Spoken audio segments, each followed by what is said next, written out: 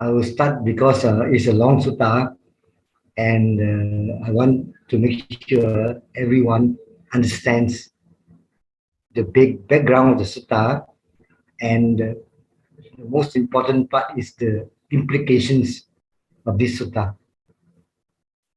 So we start from the beginning, the marks of the great man. So these marks are supposed to be 32 of them. And the sutta has already, everywhere in the Tripitaka, it says that this is not a Buddhist idea. Of course, because even before the Bodhisattva was born, it was already, it was, it is not there yet. So it's only after the Bodhisattva was born, then these marks were taught. No, whether it was taught to the Buddhists or not, I'm sure it is not there. It is just a make-up story, which I will prove to you. So there are many suttas which says that the Brahmins is a Brahmin theory. The sutta says it's a Brahmin theory. This is very important because the sutta always claim that this theory of the great man and the 32 marks belong to the stock of the knowledge of the Brahmins. But today, even today, they have not been able to identify a Brahmin source for these 32 marks. So all the Buddhist texts say that these 32 marks are found in the Brahmin text. But to this day, nobody has found anything of such thing in the Brahmin text. All the sutta says that it is a Brahmin text. The Brahmins are experts in this. But in the Brahmin text itself, to this day, 2022, they still haven't found any evidence, any Brahmin source in the Brahmin text. So this is actually basically a lie. No. Next slide, please. Next slide. So even as long as about 100 years ago, the party expert Rice Davis, he says that the marks are so absurd, considered as marks of any human being. They are probably mythological. It's a myth. The examples I will give you highlight why it is so funny is that they claim that the Buddha has projecting heels. That means the heels projected up to the calf. The heels come up right at the calf, and his hands and feet has got webs like a duck feet. And when he stands in number 9, when he stands, even without bending, he can touch his knees. That means he has very long hands like an ape, more or less like a monkey.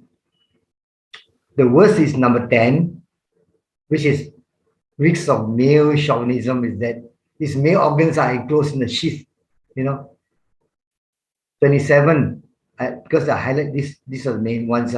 His tongue is very long.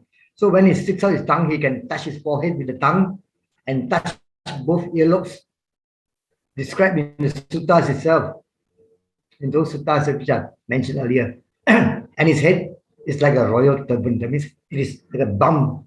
There's always a bum on the head. So these are the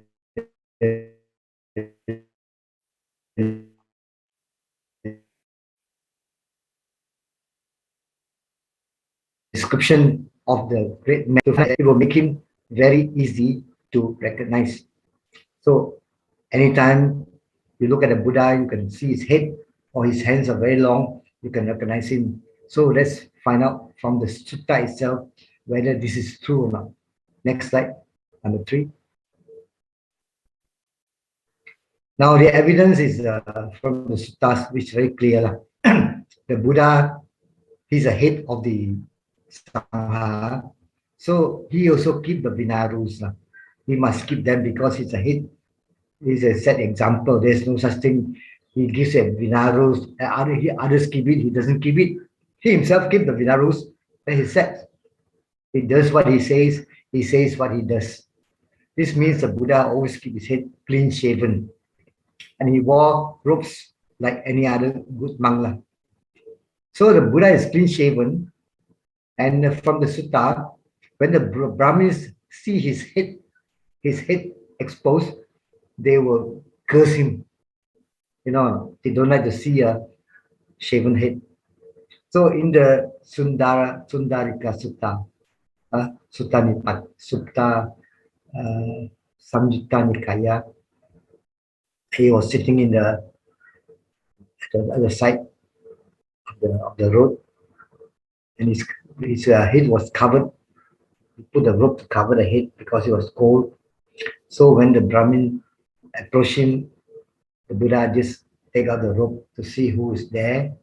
The Brahmin thought, this man is shaven headed. He's a shaveling. Shaveling means a botta head, nah.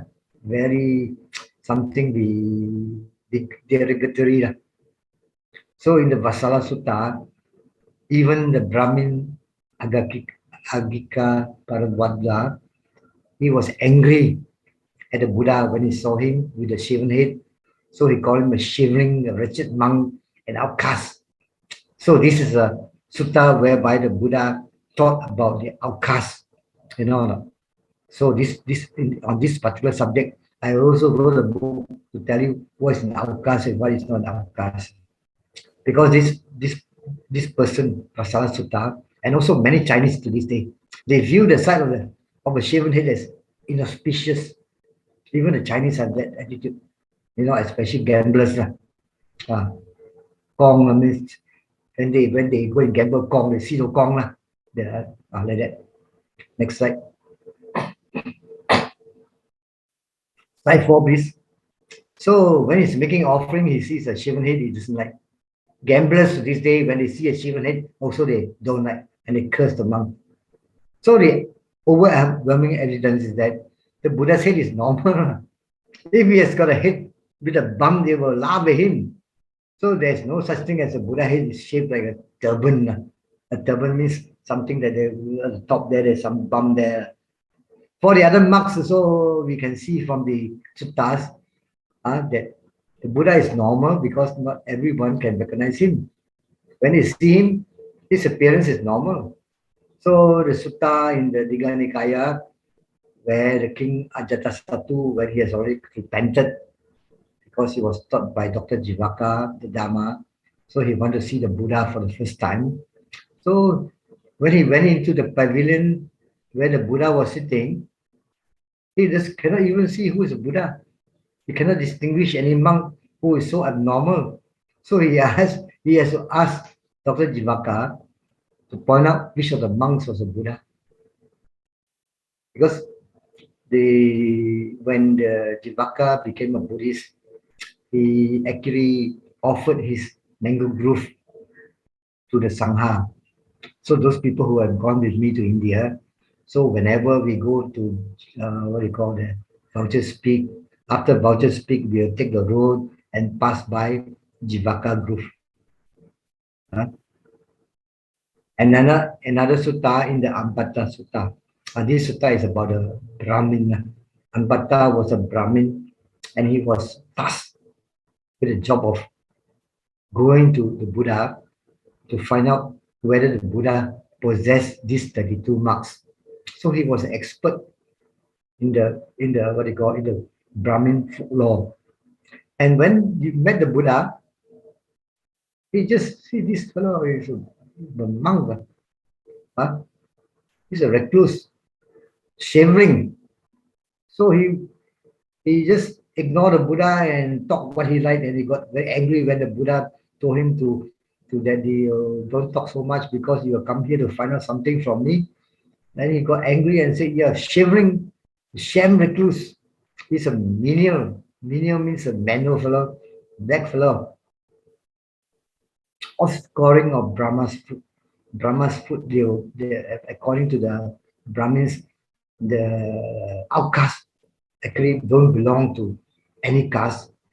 They are at the bottom of the souls of the Brahma. With them, I would talk as I do. to you now. So look to the Buddha. Next slide. So his remarks clearly demonstrate he was not able to distinguish any of the 32 marks in the Buddha's body. Even though he was chosen by his Brahmin teacher to check whether the report about the Buddha that he had 32 marks was true or not. So I go a bit in detail with this Ampata Sutta so that you can see for yourself what happened. So at that time, the Brahmin Bokarasati, he was an old Brahmin, very famous Brahmin in his area. He had a pupil, the youth Ampata. This Ampata is a student of the three Vedas. Very important. They know the Vedas. They know the mantras. The mantras are the chanting, the songs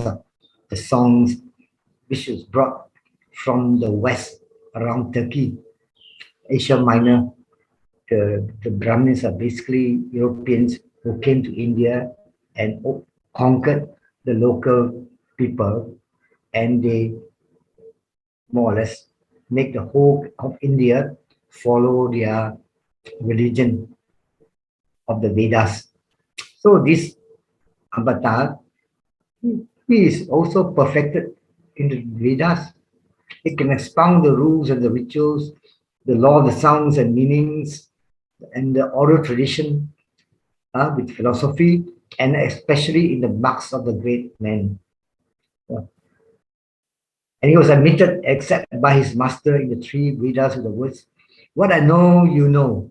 What you know, I know." That means he's already expert, you know, although he's a young man. So he was sent by the teacher to check about the 32 marks of the Buddha. Next slide, please.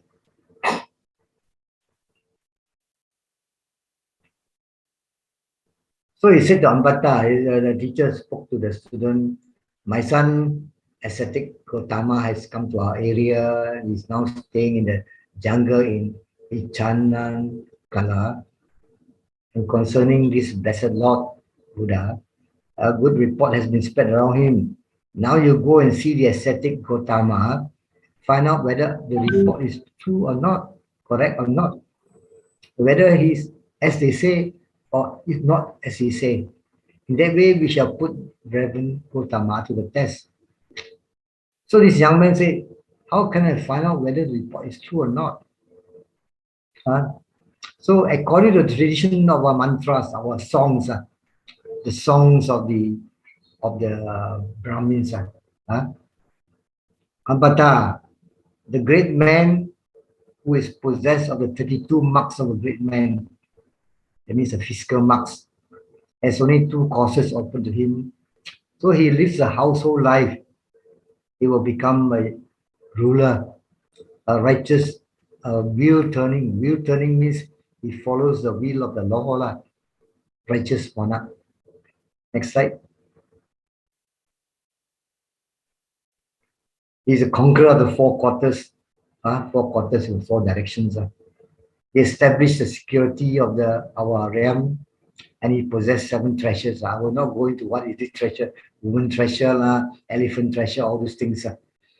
But if he goes forth from the household life into homelessness, he will become an Arahant, a fully enlightened Buddha, Sammasan Buddha, who draws back the veil from the world. And I am Bhatta and the pastor on of the mantras. You are the receiver already. I passed all the mantras or songs to you. So now you are the receiver. So you go and check. Very good, sir. So he went by a chariot. And the Brahmins, they use a mare to draw the chariot, not a donkey or a horse. No. They use a female. And he was accompanied by a group of young men. So all of them were going to the jungle at Uttama Kala. So before they entered the jungle, they were alighted and go on foot. And they went to see the Buddha in the monastery. At that time, a number of monks were walking down in the open air. They were doing walking meditation outside the building. So Ambata approached them and asked, next slide. Where is the Reverend Uttama to be found now? We have come to see the Reverend Uttama. So the monks were thinking, this is Ambata. They all know him very well, very famous around the area. A youth of good family and a pupil of the distinguished Brahmin Pokarasati. So they think that our teacher won't mind having a conversation with the young man. So they told him, this is his dwelling, there's dwelling, the door is closed. Go quietly, go to the veranda without haste and you cough to make yourself heard. Knock on the boat and the door, the Lord will open the door for you. So that's what Ambata do. So when the Lord opened the door, he straight away went in, simply barged his way inside. The other young men entered, exchanged courtesies with the Lord, and they sat down to one side. They sat down on the floor. No seats at the time. Next slide. But Ambata is just walk up and down while the Lord was seated. You know, the Lord was seated they don't have chairs, so on the floor. They sort of walk up and down like a big man, very, very proud. And then he uttered some big words, and then stood. The Lord was sitting there, on a couch or on the what do you call, on a piece of cloth, because normally the monks have a piece of sitting cloth. He sit down there, he stand there like a big lord. So the Buddha told him, but will you behave like this if you're talking to your venerable and learned Brahmins? When you talk to your teachers, do you behave like that? Because normally the pupils, when they talk with the teacher, when the teacher is sitting, they will sit. When the teacher is standing, they will stand. And when the teacher is walking, they follow the teacher up and down. Now you stand and talk with me while I'm sitting, you're uttering big words. No, Reverend Uttama.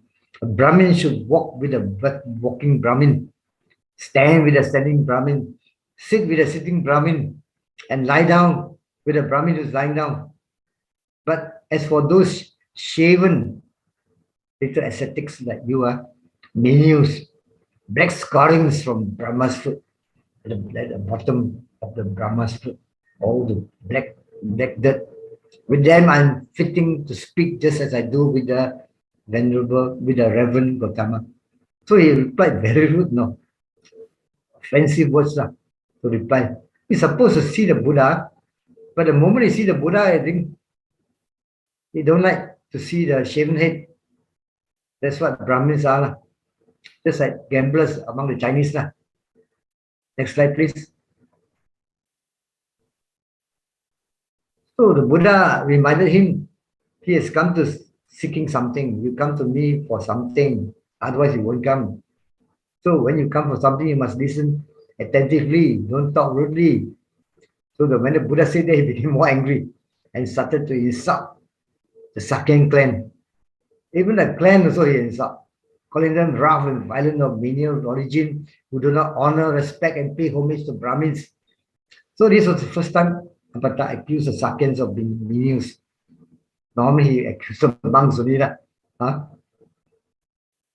So he said that among the four castes, the four castes is the Brahmin caste, the warrior caste, the merchant class, and the workers class. They're all subservient to the Brahmins. So when the Buddha questioned him further, he said that he comes from the Kanhayan clan. This is a clan descended from the slave girl of the Sakyans. And this slave girl gave birth to a black child who is also a Kanha, Kanhayan, Kanha. His name is Kanha. He's a hobgoblin. Hobgoblin is a kerdil, Malay word for kerdil. Nowadays you have this, what you call the hobbits. Actually, hobbits actually don't exist. Hobbit is just invention by the Westerners to make a film, hobbits are, and then they praise how great the hobbits are.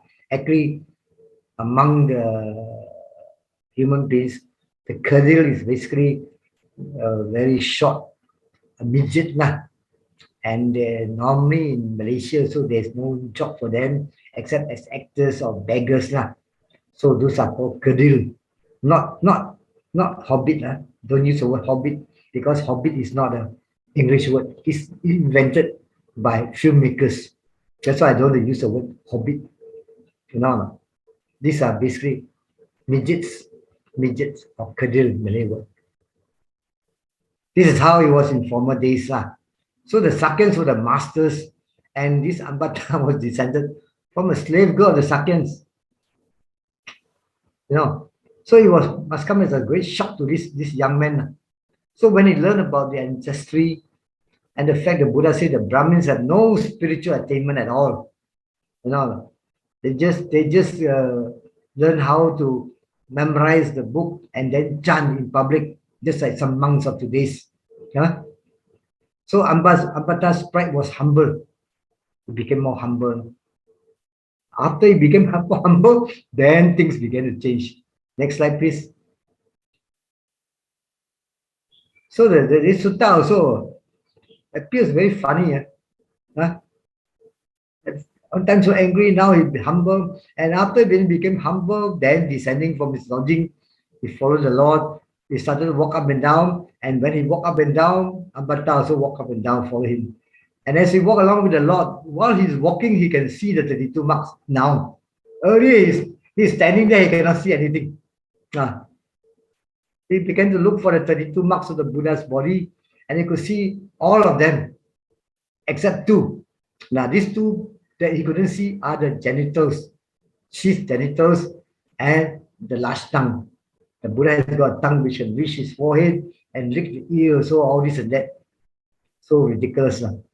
And the Lord, being aware of his doubts, affected by his psychic power, using psychic power, he could see Ambata, he make Ambata could see his sheath genitals, and then sticking out his tongue, he can lick both ears, both nostrils, and cover the whole of the forehead, the Buddha's tongue. Fantastic, guys. Crazy. It's not fantastic, it's crazy. Then Ambata thought, the ascetic Uttama is equipped with all the works of great man, complete with none missing. Then he said to the Lord, Reverend Sir, may I go now? I have much business to do. So his business was to go back. Next slide. His business was to go back to report to his teacher. Meanwhile, the Brahmin Pokarasati gone outside, sitting on the park with a large number of Brahmins waiting for Ambata. So when Ambata came, he went to the foot where the Karasati was and saluted him. When on foot there, he walked to Pakrosati, saluted him. He sat down on one side. Then his teacher said, well, dear boy, do you see Reverend Utama? I did, sir. And was the Reverend Utama such as he reported to be or not otherwise? And is he of such nature, not otherwise? That means he knows a lot. He's very wise. Sir, he is as he is reported to be, and he is of such nature and not otherwise. He is possessed of the 32 marks of a great man, all complete with none missing. So that means he has already seen everything. So now he tells his teacher, and the teacher will continue to see him. The teacher will continue to see him to confirm again. Next slide. Then there's another sutta, very famous, called the Lakkhana Sutta in the Digha Nikaya, number 30. Very long sutta. The Buddha is portrayed as supporting the Brahmin theory, as supporting some theory. The Brahmins don't have this theory at all. By explaining the monks how he acquired each of the 32 marks. So actually, in reality, when you look at all the other suttas combined, the body is indeed to the Buddha, the body is loathsome. He even teach the monks how to meditate on the 32 parts of the body, which is loathsome. The Buddha in the suttas, in the meditation, teach them how to meditate on the loathsomeness of the body. So how can the Buddha support such things as the 32 marks? So theoretical, the case of Vakali is one of the disciples who is very attached to the Buddha's physical form. because he heard, he hasn't seen the Buddha yet, no. Even hearing that the Buddha is very impressive looking, we want to see the Buddha, you know. So in the sutta, he said,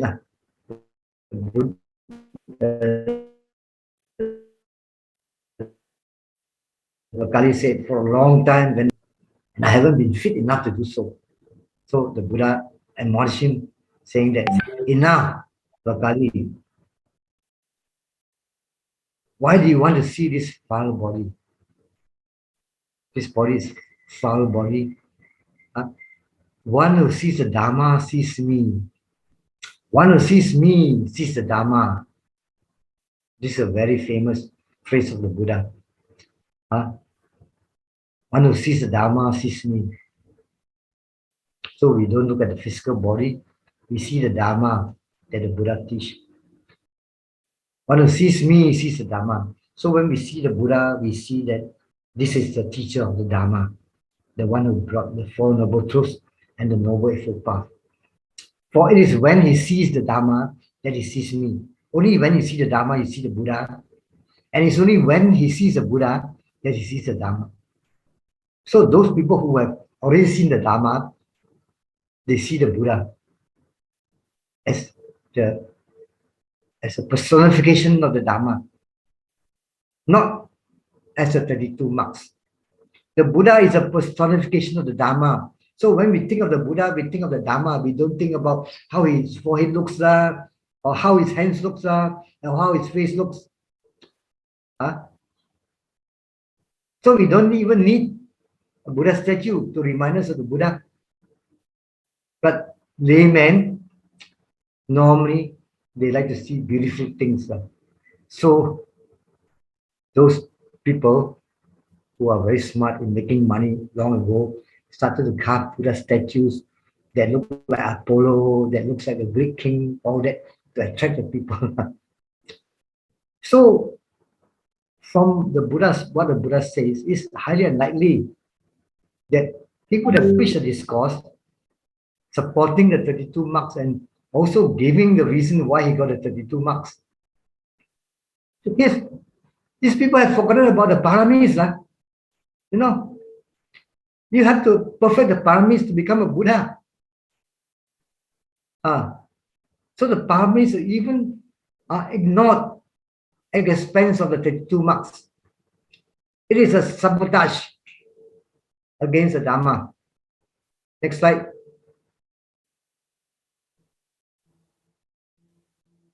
So now we come to the Buddha's teaching about the great man, what the Buddha actually taught in the suttas.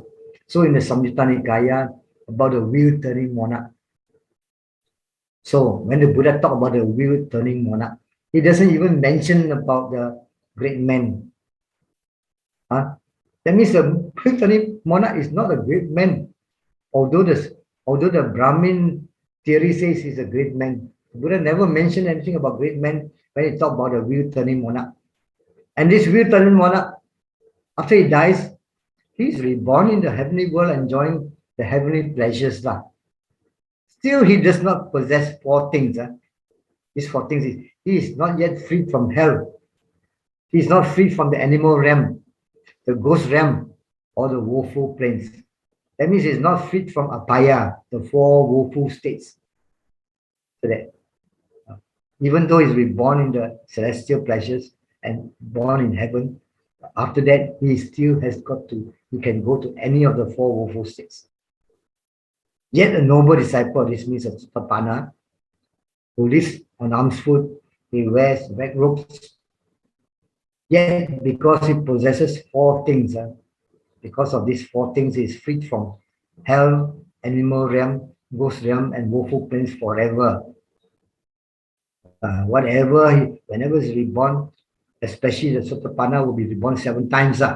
He will not be reborn in any of these four woeful planes. What are these four things? The noble disciple, minimum is a Sotapanna.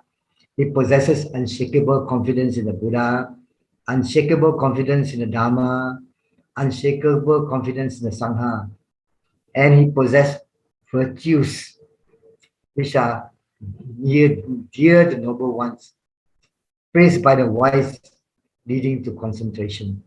Because sila, sila is a precursor of samadhi. Samadhi is a precursor of panya if you practice vipassana meditation or satipatthana meditation. These are the facts which the Buddha taught. The other teachings are not taught by the Buddha. Next slide.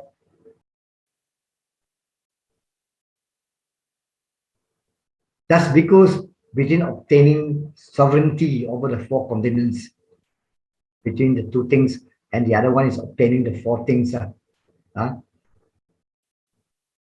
Four things are the unshakable confidence in the Buddha, unshakable confidence in Dhamma, unshakable confidence in the Sangha, and sila, purity of mind. The obtaining of sovereignty of the four continents is not worth 1/16 part of the obtaining of the four things of the Sotapanna. This is what the Buddha taught. The Buddha didn't even mention about the 32 marks in the Universal Monarch. It's not taught by the Buddha, that's why he didn't even mention it. Then regarding what is a great man in the Samyutta Nikaya, at Savatthi, the Venerable Sariputta approached the Blessed One, paid homage, sat down on one side, and said to him, because Buddha was sitting, Sariputta would sit down on one side. Sariputta doesn't stand in front of Buddha. He said to him, Venerable Sir, he said, a great man, there's Mahapurisa, Mahapurisa. In what way, Venerable Sir, is a Mahapurisa, is a great man? His answer, with a liberated mind, I say, Sariputta, one is a great man. Without a liberated mind, I say, one is not a great man. Your mind must be liberated. And how, Sariputta, does one have a liberated mind? How? Next slide. Here, Sariputta, a bhikkhu dwells contemplating body in the body. Ardent. Ardent means full of fire. Clearly comprehending. Mindful, having removed covetousness and displeasure in regard to the world. That means no attachment and no anger. As it dwells contemplating the body in the body, the mind becomes dispassionate, and by non-clinging, it is liberated from the taints, from the asavas. He can dwell contemplating, feeling in feelings, or mind in the mind objects in mind objects. Similarly, with great ardent means with a lot of dedication, really comprehending, understanding, and seeing clearly, and being mindful. First thing, you must remove attachment and displeasure, anger and hatred, the evil roots with regard to the world. And it is just comparing mind objects in mind objects. Although any of these four foundations, the mind becomes dispassionate, and by non-clinging, it is liberated from the taints. Basically, through satipatthana, vipassana, meditation is a practice of the Four Noble Truths, of the Noble Eightfold Path. It is in such a way, Sariputta, that one has a liberated mind. So with a liberated mind, I say one is a great man. Without a liberated mind, one is not a great man. Is that clear to everybody? It's very clear. That's why you have a lot of meditation centers practicing satipatthana. First thing you must do is to practice satipatthana. Not so much as jhana, because you want to get enlightenment first. Then after that, you can practice jhana to get ease, to be able to live life with a life of ease. Because when you are renounced, there's no other pleasure except mental pleasures. Next slide, please. So the same thing in another sutta in Anguttara Nikaya. The title is called Vasakara. This Vasakara is a wily, very cunning Brahmin who want to always test the Buddha. He doesn't respect the Buddha. He will ask all sorts of questions, and he talk about the great man, his idea of a great man. So the Buddha tell him, you're very, what do you call, very rude to tell me about what is a great man. Huh? You don't know what is a great man. You're a Brahmin. So the Buddha describes the qualities of the Mahapurisa, great man, as one who possesses four qualities with great wisdom. These qualities are compassion. He practices for the welfare and happiness of many people. And one who has established many people in the noble Dhamma, there's the greatest compassion the Buddha has given to mankind. So there's end of suffering. He thinks or intends whatever he wants to think or intend. It means he does not think what he doesn't want to think or intend. So he has attained mental mastery over the ways of thought. He can control his thoughts. Many of us cannot. We let the mind wander and the mind think what he wants to think. He gains a will without difficulty the four jhanas that constitute the higher mind and are pleasant dwellings in this life. So the four jhanas are basically pleasant dwellings only, so that you can always go into the jhana to relieve the mind and enjoy the bliss of jhanic bliss. And you can even go into the cessation to enjoy the bliss of cessation. With the destruction of taints, that means he has destroyed all the all the asavas, all the defilements, and he has realized for himself in direct knowledge, through his own knowledge, insight. In this real life, the taintless liberation of mind, and his liberation is by wisdom. It's different from liberation by concentration. That's temporary. Concentration is when you go to jhana, there's no defilement there. It's temporary. When you get out, the defilements will come back again. Or when you die, you reborn next life, you will reborn in the higher planes. But a time will come when you descend down to the lower planes, your defilements will come and torture you again. Liberation by wisdom. And having acted upon it, he dwells in it. There's Arhan. That is basically the Arhan of destruction of things. That's a great man. Next slide, please. So I just nice. I finish early so that we can discuss more. So the discussion and conclusion. The conclusion you can give more conclusion for me. So I will test you. So even until today, scholars have not been able to identify a Brahmanical source for the 32 marks, despite the fact that all the Buddhist texts are unanimous in stating that it's a Brahmin concept found in the Vedas. Someone put it there, and then it becomes part of the Buddhist text. That's all I can say. There's no Brahmin source, yet it's in the Buddhist text. That means some Brahmin has put it inside. That's the obvious explanation.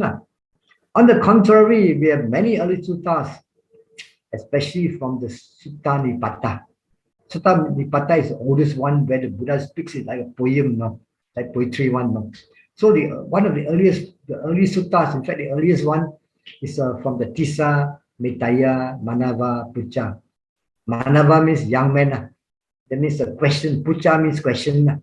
Question, you understand, especially during the Sixth Council in the Yangon, the most venerable Masador was given the title of Puchaka.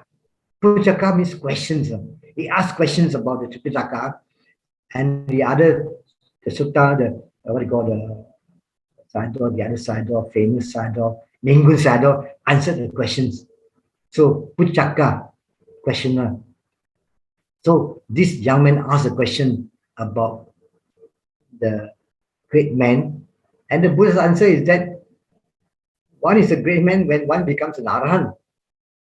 That's all. The Buddha didn't talk about the 32 marks. So regarding the dating, now is this is part of understanding. We need to have a chronology.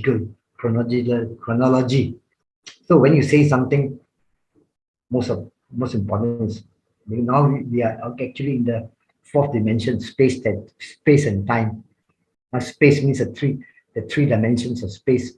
This was the in the India, the space in India. The time is we must know when. So it was probably incorporated into the suttas during the reign of King Asoka. There is a time when the Buddhism has already split into the 18 sects, 18 schools already. So everywhere they have their own idea, and then they say it's Buddha's teaching, you know.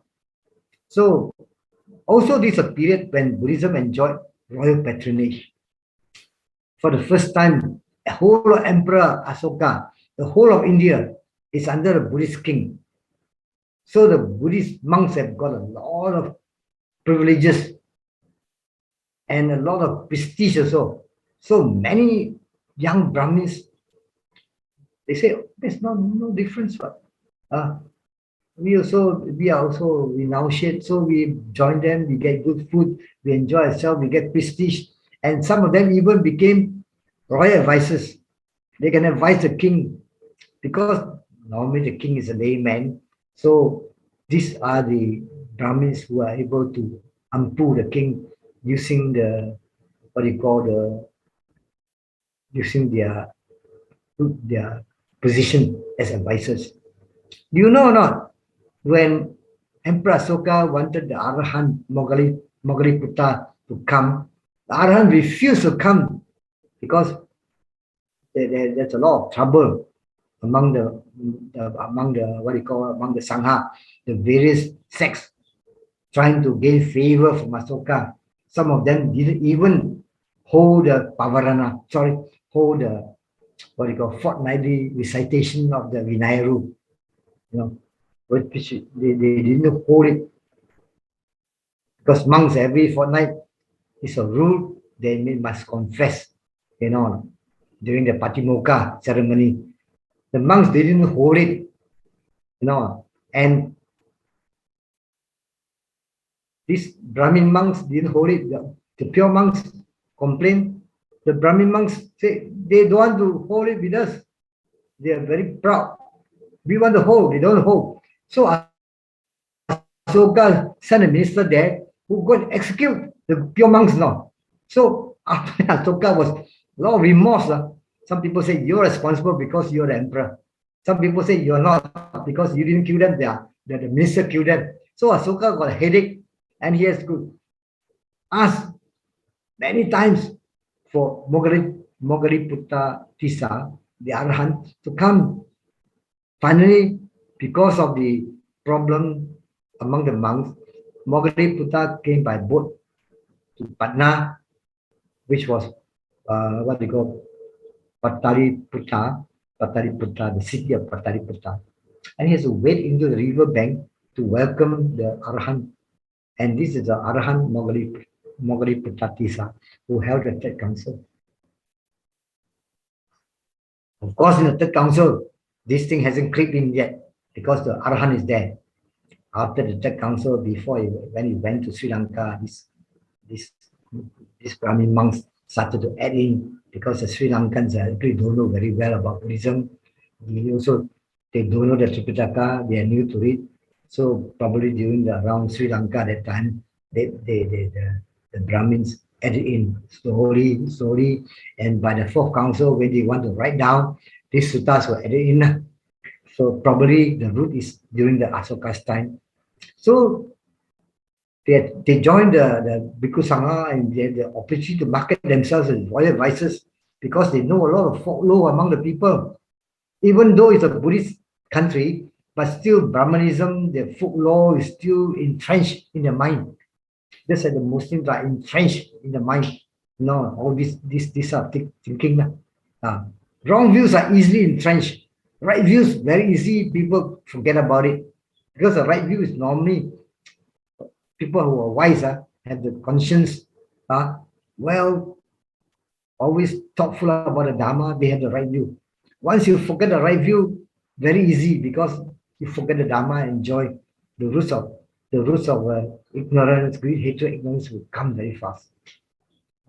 So that is when I think most scholars today also believe it happened. I also strongly believe it. Because the Brahmins had expertise in divination. They can divination, foretell the future. These are all these nonsensical things.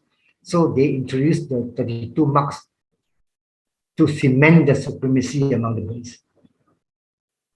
That's all. That's probably the reason why. Implication is very important now. Implication. Next slide, please. Then we can discuss it after that. Now you compare with the early suttas. The Buddha always emphasized spiritual qualities. To me, these 32 marks are risks of mere chauvinism of the Brahmins.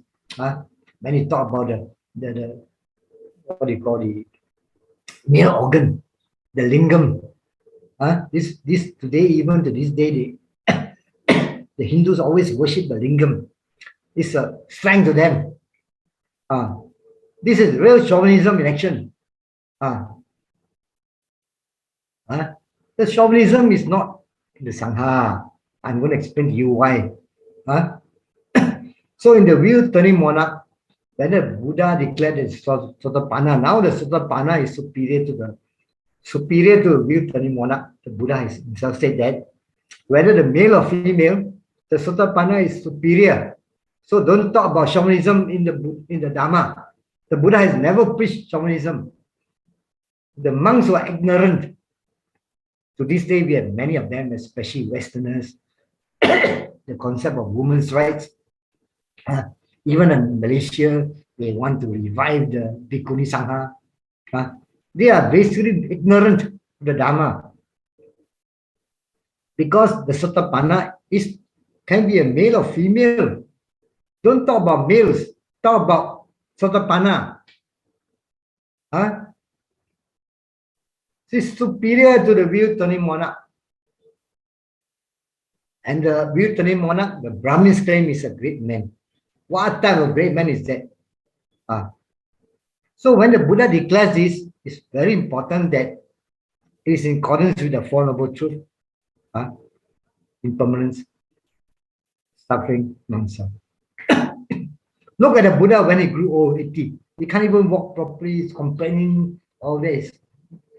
He's so weak. What happened to his 32 marks? If there's any at all. Have you ever questioned this thing? You must learn to question.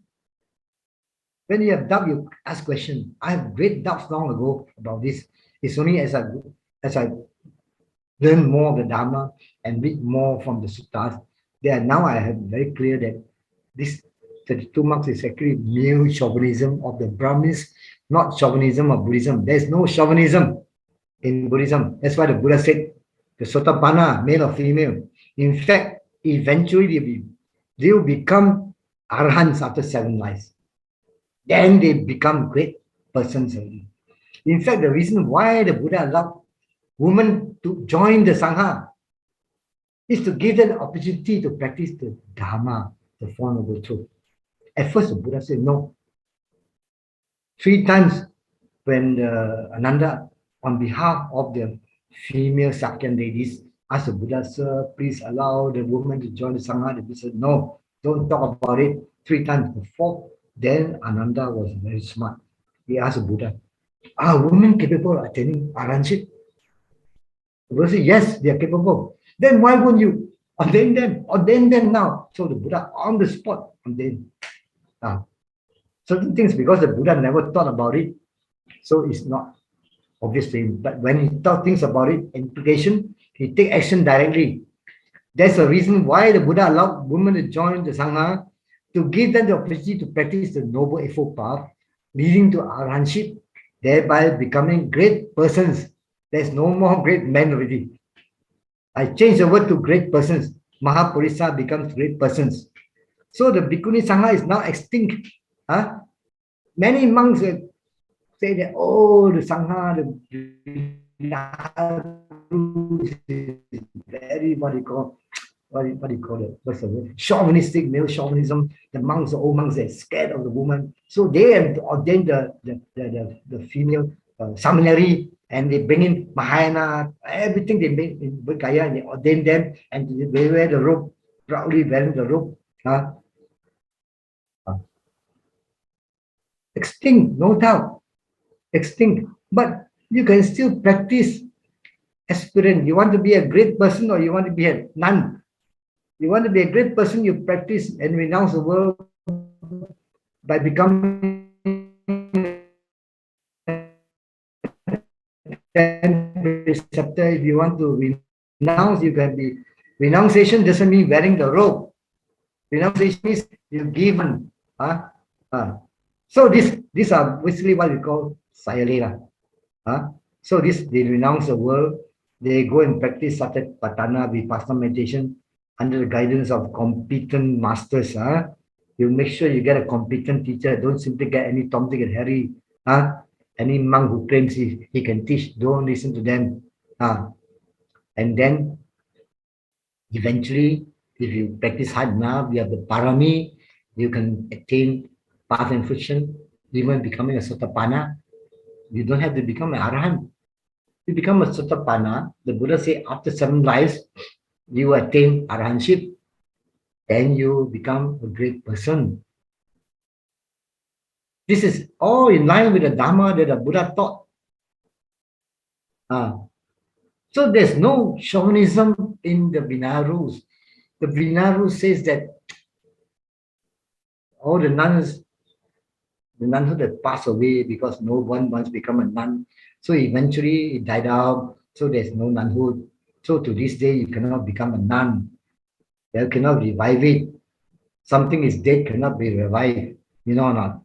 So you just go against the Vinaya rules and revive it. And because of that, Ajahn Brahm got kicked out from the Achancha lineage. And this Ajahn Analayo, the famous monk, talked so much, he cannot fight. He is called what do you call a Trojan horse. Do you know what's a Trojan horse? It's somebody, an enemy, these guys in the form of a horse, inside a horse, enter your place and destroy everything. That's called a Trojan horse. Analayo was called a Trojan horse by another monk, which is true. I agree with him. This fellow is a Trojan horse. He is a scholar who doesn't practice the Dhamma, and he doesn't abide by the Vinaya rule. Because as a monk, you cannot go and teach the lay people.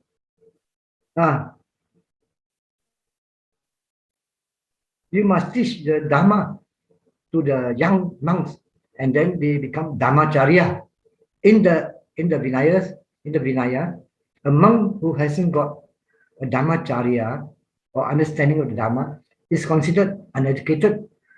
So our monks go and do physics, chemistry, they go and do social studies, they become psychologists, and some societies are sponsoring them also. It's a waste of time and money.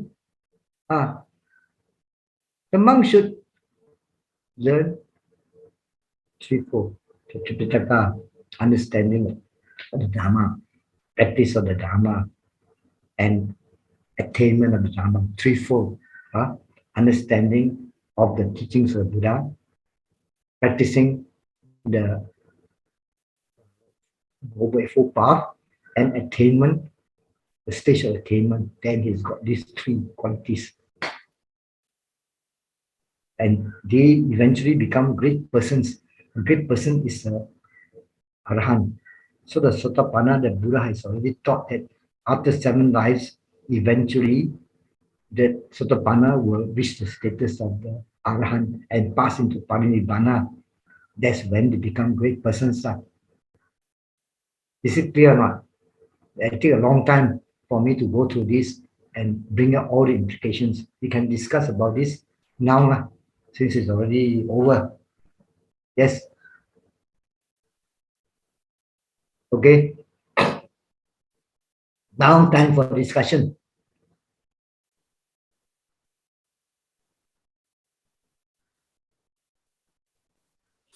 All right. Brothers and sisters in the Dhamma, you can type your questions and put it in the chat box. If you have any for Brother Chan. Right. Take a time to I will answer any question. If there's no, I have a few questions here. Okay. So, Brother Chan, can we say that Buddha was giving a new meaning to the old teachings of traditional Indian? No, the Buddha is not giving a new meaning. We have missed the meaning because certain monks have taught the wrong thing. He has not given any. This meaning is all there in the Four Noble Truths.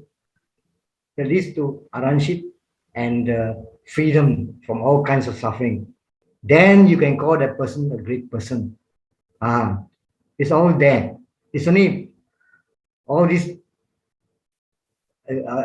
extraneous teachings are these wrong teachings creep in, and certain monks tend to highlight these things as though they are the true teachings of the Buddha. We get into this problem. So if you actually focus your mind on the Buddha's teaching of the Four Noble Truths, you won't get lost. Many people are lost in this because nowadays the monks, they feel that by being more vocal, they talk more and get into subjects of the layman, like women's rights, animals' rights, all these things. Then the more they get into these worldly subjects, the more they get into it, the less they shift away from the actual spiritual teachings of the Buddha. So you have to stop and start to ask questions already. Why these things are happening?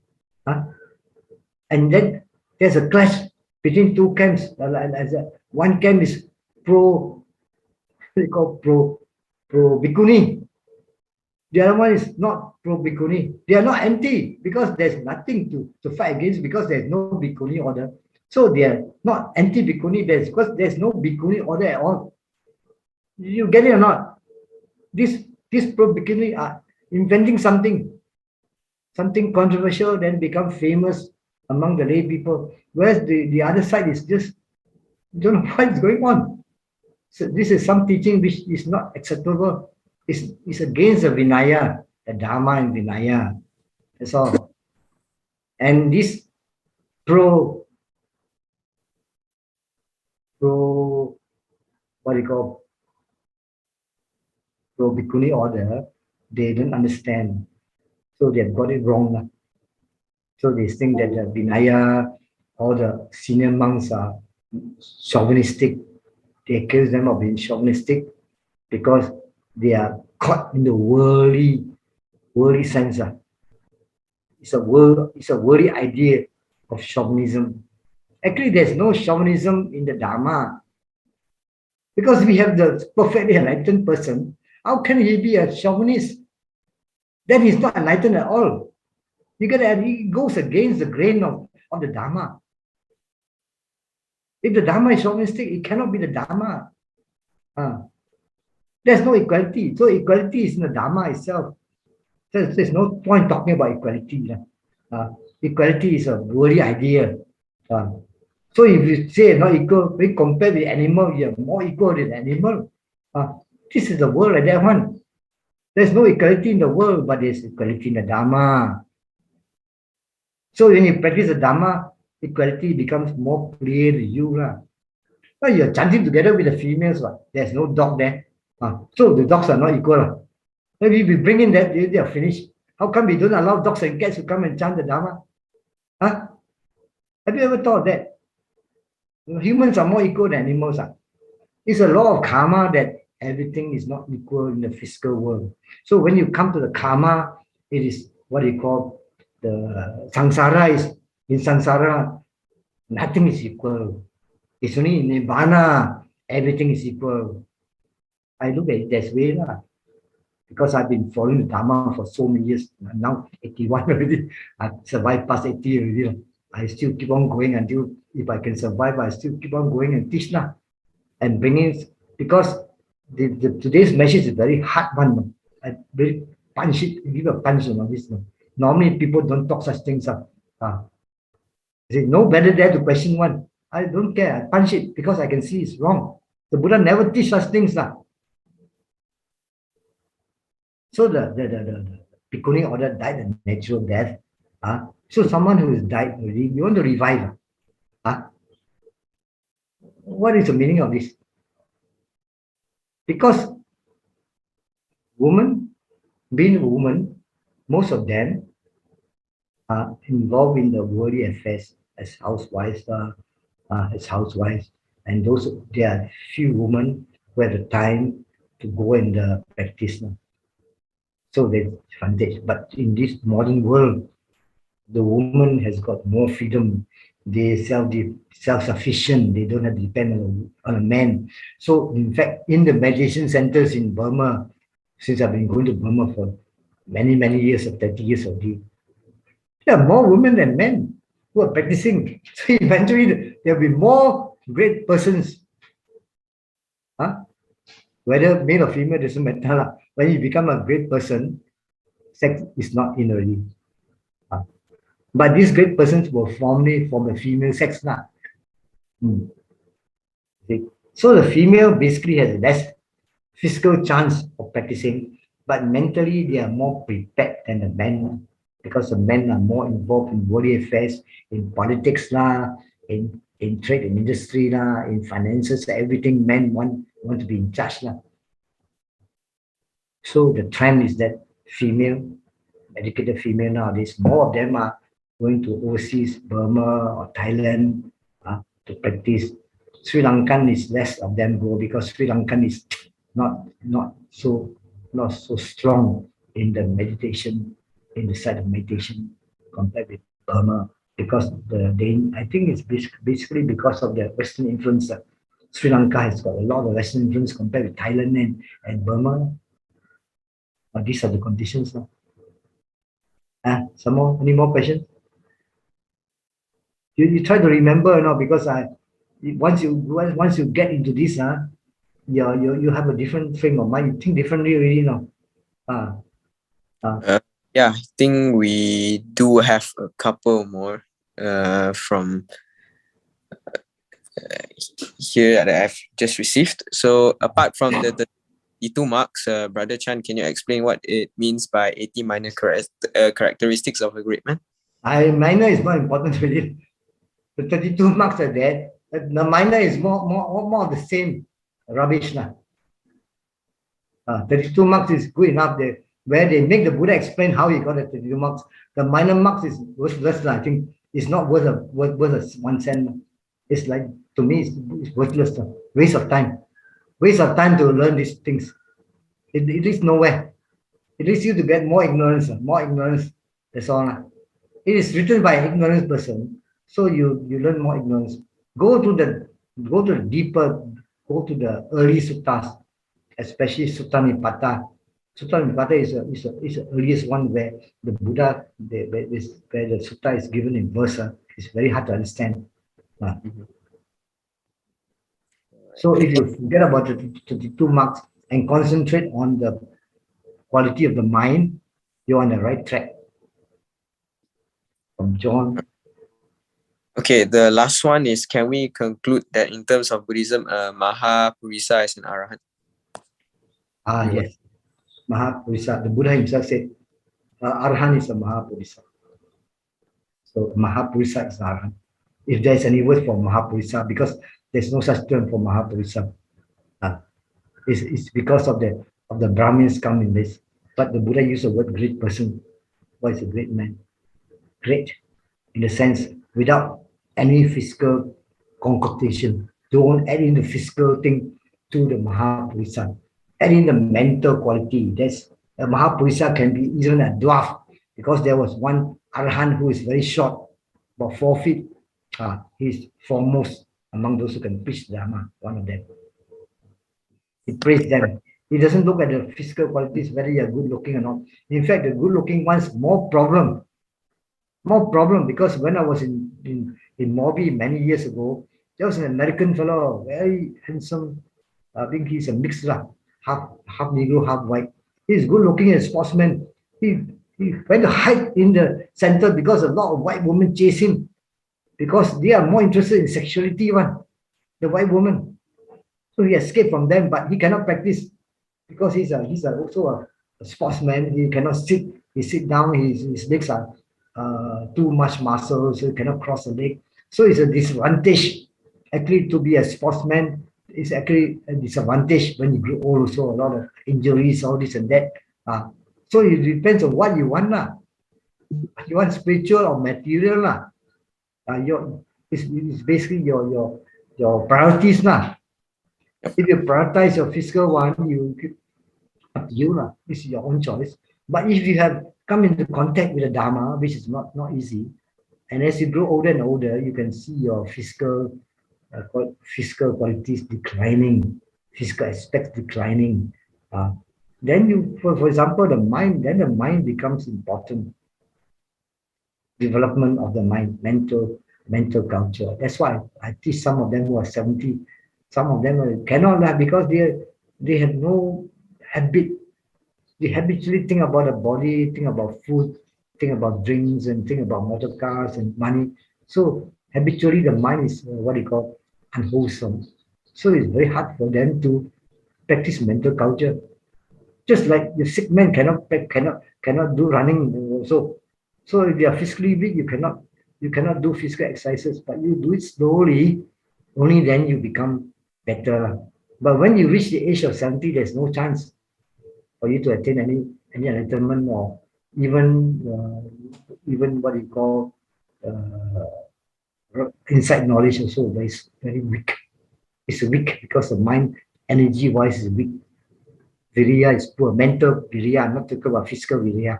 Mental virya, they tend to fall asleep. They tend to think that the object is very dull, so they fall asleep. And then they can sit for 2 hours or half asleep. So there's no insight knowledge.